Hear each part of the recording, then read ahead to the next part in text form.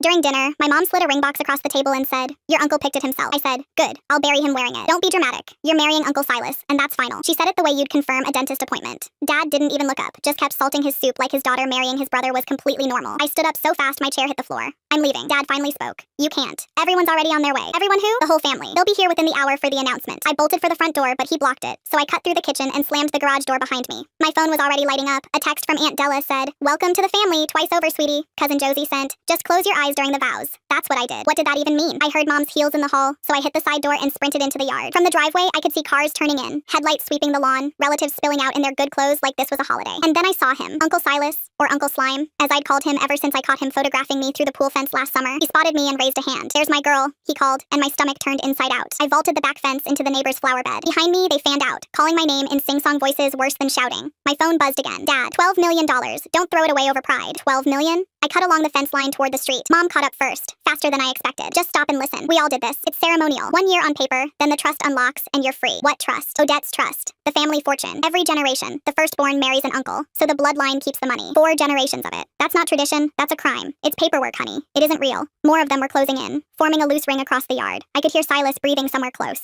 "Let's just be reasonable, my future wife. Call me that one more time and they'll find you in 6 different mailboxes, Slime." Grandma pushed through them, tiny and gray and smiling, but her eyes were 2 chips of ice. "You have no choice, dear. The trust requires the ceremony before midnight on your 21st birthday. That's tonight, then it's already too late. There's a grace window. Midnight is the deadline and the judge is waiting inside." Mom grabbed my wrist. "Please, if this doesn't happen, we lose the house. Your father's business. Everything. It's all tied to the trust. So you're selling me to your own brother for a house." "It's Uncle Silas," he corrected, stepping close enough that I could smell his cologne. "And you might even enjoy it if you stopped fighting." I ripped my arm out of Mom's grip. "Fine, show me the documents. The actual trust. If I'm signing my life away, I want to read every word first." Grandma's smile widened. "Of course, dear. Right this way." We filed into Dad's study where an old judge waited with a stack of papers. "This trust was written by your great-great-grandmother Odette," he began, "to keep the estate inside the family through these ceremonial unions. So a dead woman decided I'd marry the man who photographs me through fences." The judge cleared his throat. "It's only ceremonial." I reached into my jacket and laid a folded certificate on the desk. "Read that one first." He picked it up. His face went white. "This is a marriage certificate. Keep reading. You were legally married 4 weeks ago to an Elias Ward." Mom made a sound like she'd been punched. "I already have a spouse, which means I'm not an unmarried firstborn, which means the clause doesn't apply to me anymore." "That doesn't matter," Grandma hissed. "We can still hold the ceremony." "Actually, you can't. I read Odette's trust 3 months ago. Every page. There's a clause none of you ever bothered to read. Any relative who coerces the ceremony forfeits their entire share, permanently. You just did that, in front of a sitting judge. Every single one of you." The study went dead silent. "And here's the part you're really going to hate," I said, backing toward the door. "When every other heir is disqualified, the trust defaults to the first lawfully married descendant. That's me. As of 4 weeks ago, I own all 12 million. And every one of you just signed it over by dragging me in here." Silas lunged, but Dad caught his collar out of pure reflex. Grandma's face crumbled into something ancient and furious. "You ungrateful little snake. Wrong. I'm the landlord now, and you've got 30 days to get out of my house."